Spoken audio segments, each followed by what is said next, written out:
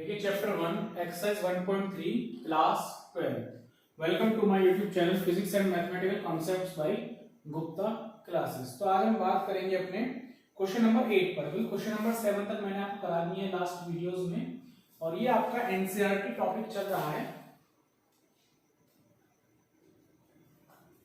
अब हम बात करेंगे क्वेश्चन नंबर 8 की। क्वेश्चन नंबर 8 है consider f such that r plus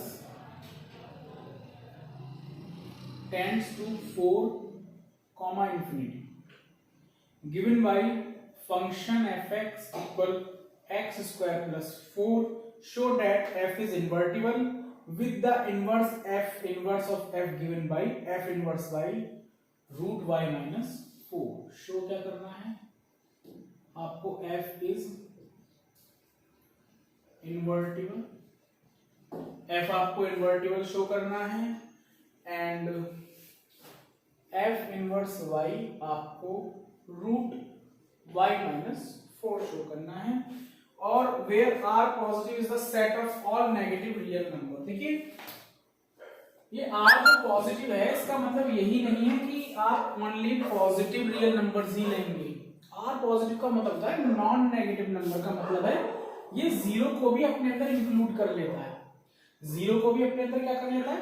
include कर लेता है। तो इसमें जीरो भी इंक्लूड होती है, तो इसलिए हम इसको नॉन नेगेटिव नंबर बोल देते हैं। अदरवाइज हम इसको पॉजिटिव नहीं बोल सकते पूरी तरह से, क्योंकि जीरो कोई ना तो पॉजिटिव नंबर है ना ही नेगेटिव नंबर है। नॉन नेगेटिव का मतलब यही है कि जीरो को साथ में लेकर बोलना।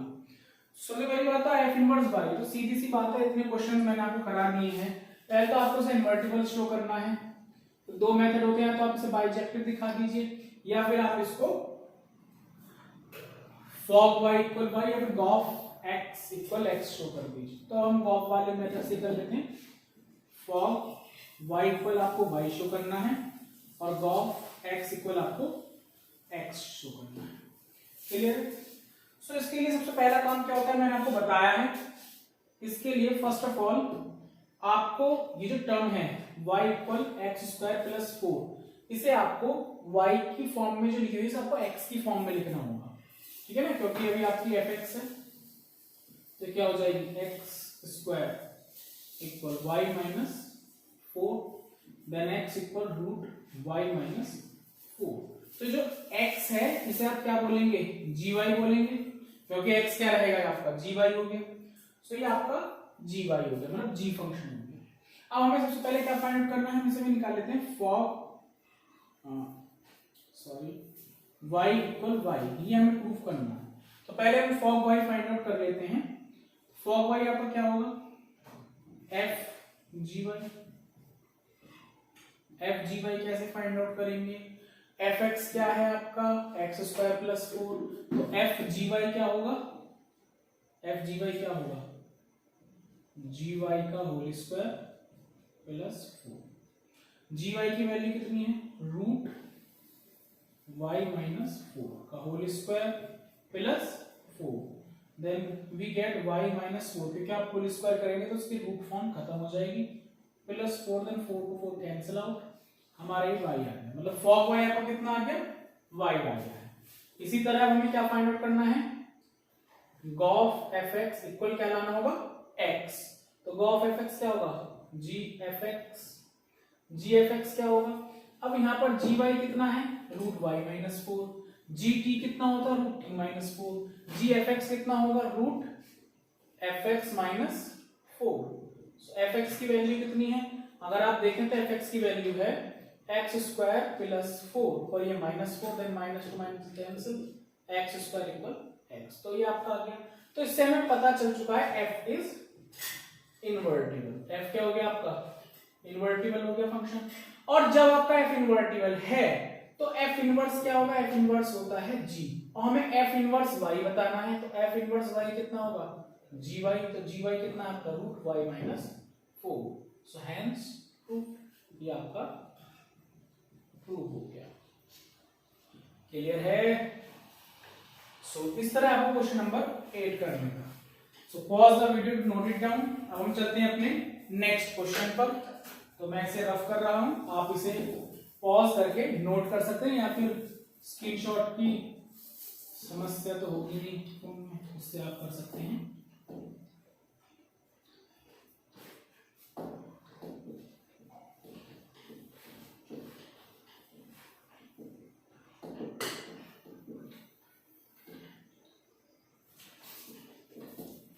हम चलते हैं अपने नेक्स्ट क्वेश्चन पर। क्वेश्चन नंबर 9 आपको डू योरसेल्फ अपने आप करना है। क्वेश्चन नंबर 10 पर चलते हैं। तो क्वेश्चन नंबर 10 क्या है? क्वेश्चन नंबर 10 है, देखिए ज्यादा हार्ड नहीं है। कोई भी फंक्शन दिया है x f such that x tends to y, invertible function. इन्होंने ये बात कह दी बी एन इन्वर्टिबल फंक्शन। भाई जब कोई भी चीज ये हो चुकी है आपकी इन्वर्टिबल फंक्शन है, आप सपोज कीजिए, माइंड में सोचिए, इन्होंने आपको ये चीज बोल दी है कि ये इन्वर्टिबल है। इन्वर्टिबल का मतलब क्या होता है? इन्वर्टिबल के बहुत सारे मतलब हैं। पहली बात तो f o g x equal f o g y equal y होगा, गॉफ एक्स इक्वल क्या हो सकता है, ये इन्वर्टिबल। दूसरा मेन मतलब ये है कि अगर ये इन्वर्टिबल है तो आपका सीधा सीधा है फंक्शन जो आपका बाइजेक्टिव होगा, मतलब कि 1 1 एंड ऑन टू को कंटेन करता होगा वो, ठीक है। उसके बाद कह रहे हैं show that f has unique inverse. आपको शो क्या करना है?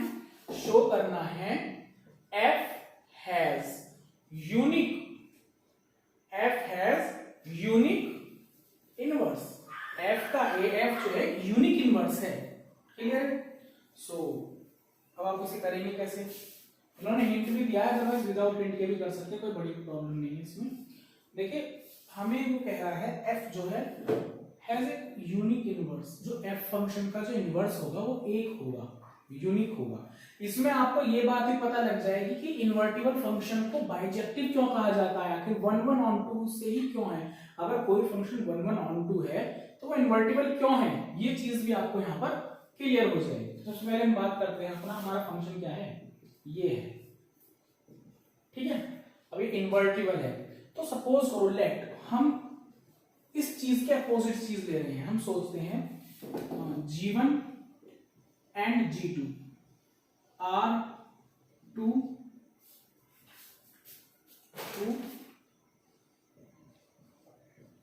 डिफरेंट फंक्शंस, या फिर 2 डिफरेंट इनवर्स। ये फंक्शन ही मान लीजिए, वही आपका क्या होगा, इनवर्स हो जाएगा। सो G1 और G2 हमारे दो अलग अलग क्या हो जाएंगे, डिफरेंट फंक्शंस हैं, ठीक है। या फिर आप इसे डिफरेंट इनवर्स कह सकते हैं, इनवर्स ऑफ f। ये हमारे अलग अलग दो इनवर्स हैं, जबकि इनवर्स एक ही होना चाहिए, आपको यूनिक ही शो करना है। लेकिन हम इसका उल्टा सपोज कर लेते हैं, जैसे क्वेश्चन नहीं आता है 10th क्लास में, 12th में भी आ जाता है √2 show that √2 is rational, √5 is rational. तो उसमें आप उसे पहले उसे रेशनल सपोज कर लेते हैं, अज्यूम कर लेते हैं कि वो रेशनल है। उसके बाद फिर आपका जो अजम्पशन रहता है वो अजम्पशन ही आपको रॉन्ग शो कर देना होता है। बहुत इजी मेथड होता है। तो इसी तरह हमें ये करना है। अब इसमें ये चीज हमारी गलत हो जानी है कहीं ना कहीं। देखिए सीधी सी बात है कि हमारा G1 और G2 आपस में दोनों कैसे हैं, दोनों के दोनों अलग अलग इनवर्स हैं, आपके अलग अलग डिफरेंट क्या हैं, इनवर्स हैं, क्लियर है। सो अगर हम देखेंगे कि फॉग जो रहेगा आपका, फॉग y1 इक्वल होगा f इनवर्स के, जो कि फॉग y2। ये तीनों आपके आपस में इक्वल होंगे क्योंकि दोनों के दोनों अलग अलग डिफरेंट इनवर्सेस हैं। तो आपस में क्या रहेंगे, ये आपके इक्वल रहेंगे, ठीक है। इसको अगर आप ना भी लें सीधा आप इसको वो कर सकते हैं।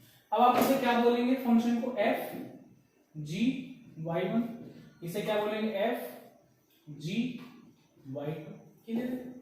अब अगर हम यहाँ पर 1 1 नेस यूज करते हैं, अगर हम यहाँ पर यूज करते हैं 1 1 नेस, ठीक है, 1 1 नेस अगर हम यहाँ यूज करते हैं, अगर हम यहाँ एक प्रॉपर्टी यूज करते हैं 1 1 नेस की, मतलब 1 1 क्या होता है, देखिए कोई भी अगर फंक्शन है वो 1 1 जब होगा ये इन्वर्टिबल है, ये बाइजेक्टिव है, मतलब ये 1 1 है, तो हम 1 1 प्रॉपर्टी का यूज करते हैं ना। 1 1 प्रॉपर्टी में क्या होता है, f(x1) equal f(x2) then x1 equal x2, यही तो होता है भाई, जिनके फंक्शंस आपस में इक्वल हैं उनके एलिमेंट्स जो हैं वो भी आपस में इक्वल होंगे, तभी तो 1 1 होगा। जब फंक्शन आपस में इक्वल है तो उनके एलिमेंट भी आपस में क्या होने चाहिए, इक्वल होने चाहिए। अगर ये एलिमेंट आपस में इक्वल नहीं होंगे तो इसकी इमेज ये आ रही है, इसकी इमेज ये आ रही है, दोनों की इमेज अलग अलग नहीं हो जाएंगी। जब ये दोनों आपके भाई 1 1 कैसे शो करते हो भूल गए? इसमें जब दो फंक्शन होते थे, ये तो fx होता था, ये x होता था, यहाँ का हमने x1 और x2 ले लिया। अब इसकी इमेज ये रही, इसकी इमेज आपकी अलग हो गई। तो अब आपको 1 1 प्रूव करना, तो क्या करते थे, इन दोनों फंक्शंस को आपस में इक्वल कर देते थे। जब यहाँ पर फंक्शन आपस में इक्वल हैं भाई, दोनों के फंक्शन आपस में कैसे हैं, सेम है, तो ये मैनी 1 होता था। तो इसे 1 1 बनाने का मेथड क्या होता, इन दोनों फंक्शंस को आपस में इक्वल कर दो आप, तो फिर एक की इमेज एक हो जाएगी। वैसे ही यहाँ पर अगर हमारा fx1 इक्वल fx2 है तो x1 इक्वल x2 हो जाएगा, मतलब x1 के प्लेस पर आप इसे मान रहे हो x1 है, और ये क्या है x2, ये क्या है आपका x2, ठीक है। तो उसके बाद क्या होगा, g y1 equal g y2, और देख लो आपने अगर यहाँ पर ये चीज लिखी है तो g y1 और g y2 क्या है, डिफरेंट इनवर्स हैं। और डिफरेंट इनवर्स कैसे हो जाएंगे, अगर ये डिफरेंट होते तो आपस में इक्वल नहीं होते। मैं देख लीजिए आपके अपने जो डिफरेंट इनवर्स माने हैं वो तो यहाँ पर लास्ट में क्या गए, आपस में इक्वल आ चुके हैं। दोनों डिफरेंट एलिमेंट्स आपके क्या गए, इक्वल आ चुके हैं। तो ये क्या हो जाएगा, तो सीधा सीधा बात है, f has unique inverse, f का जो इनवर्स होगा वो यूनिक होगा। क्लियर? तो यहां आप लिख सकते हैं f has unique inverse. Clear है सभी के यहां तक आपका, ठीक है।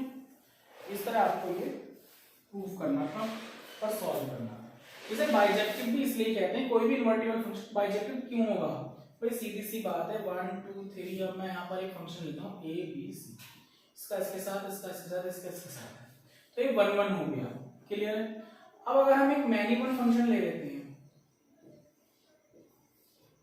हम ये ले लेते हैं, ये अब अगर हम देखें तो यहाँ पर f1 कितना है, a है, f2 कितना है आपका, b है, f3 कितना है यहाँ पर, c है।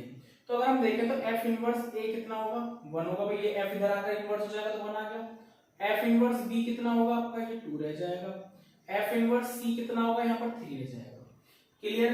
लेकिन अगर हम यहाँ देखें तो f1 की इमेज कितनी है, a है, f2 की इमेज कितनी है, a है, f3 की इमेज कितनी है, a है। अब जरा इनवर्स करो, f इनवर्स a कितना आएगा, 1, f इनवर्स a कितना आएगा, 2, f इनवर्स a कितना आएगा, 3।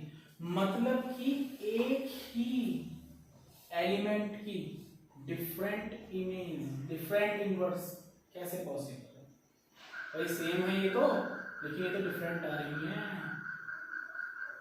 इसलिए जो 1 1 होता है या जो बाइजेक्टिव फंक्शन होता है वही आपका इन्वर्टिबल है, मैनिबल फंक्शन इन्वर्टिबल नहीं हो सकता।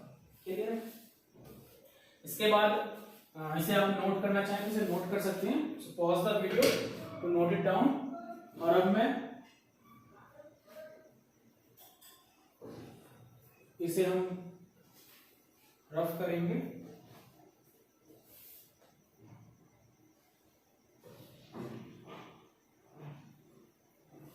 नेक्स्ट क्वेश्चन आपका 11 स्टार्ट होगा।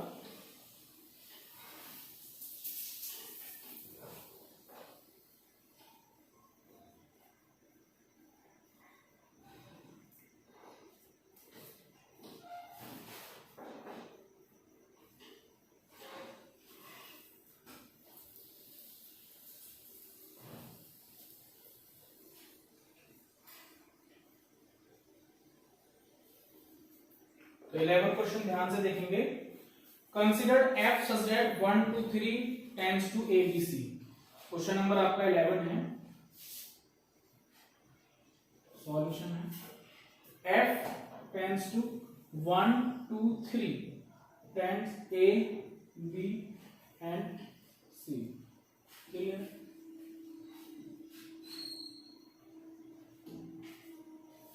अब इसमें जो है हमारा गिवन भी करा है, इन्होंने क्या किया है, f1 a है, f2 b है, f3 आपका c है। फाइंड द f इनवर्स, आपको f इनवर्स बताना है and show that f inverse का भी इनवर्स f होगा। सो अगर हम बात करें यहाँ पर, पहले आप एफ इनवर्स की फाइंड बात कर लेंगे। तो देखिए F1 कितना है आपका, A है, एफ इनवर्स कितना होगा, एफ इनवर्स A कितना हो जाएगा, ठीक है। F2 कितना है आपका, B है, तो एफ इनवर्स B कितना होगा, 2 हो जाएगा। F3 कितना है, C, यही मैंने एग्जांपल इससे पहले आपको बताया था, इसमें आपको बताया था कि इन्वर्टिबल फंक्शन बाइजेक्टिव क्यों होता है। तो एफ इनवर्स C कितना होगा आपका, सॉरी 3 हो जाएगा।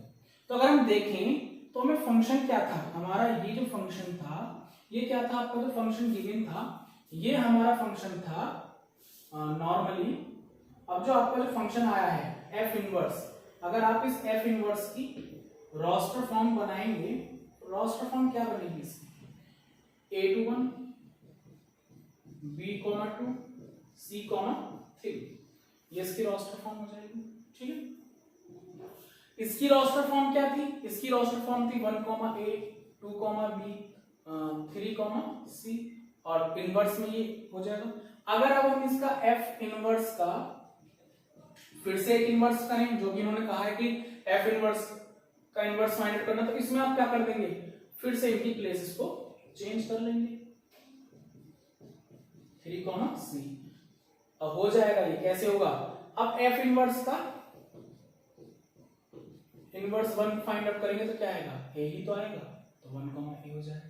इसी तरह एफ इनवर्स जब इधर आएगा तो इसका फिर से इनवर्स होगा, 2 कितना हो जाएगा आपका B, और एफ इनवर्स जब इधर आएगा इधर की साइड फिर से एक बार और डबल इनवर्स है, फिर से अगर ये अपनी पोजीशन को चेंज करेगा तो, और इनवर्स का इनवर्स क्या होगा, सीधी सी बात है, इनवर्स का इनवर्स तो आपका सेम वही फंक्शन रह जाएगा। भाई किसी चीज का इनवर्स है उसका आप फिर से इनवर्स कर दो तो वो तो चीज वही हो जाएगी। 2 का इनवर्स क्या होता है, 1/2, और इसका अगर हम फिर से एक बार इनवर्स कर लें तो फिर से क्या बन गया ये आपका 1/2 क्या हो गया, फिर से क्या बनेगा ये आपका 2 ही तो बनेगा, पहली वाली चीज, पहली वाली टर्म। तो एफ इनवर्स का होल इनवर्स जो आपका है वो एक तरीके से आपका एफ ही है। क्लियर है सभी यहाँ तक। सो ये वीडियो आपके क्वेश्चन नंबर 11 तक है टॉपिक, इन क्वेश्चंस को आप अच्छे से समझ सकते हैं, और अगर आपको तब भी कोई प्रॉब्लम होती है तो आप कमेंट सेक्शन में लिख सकते हैं।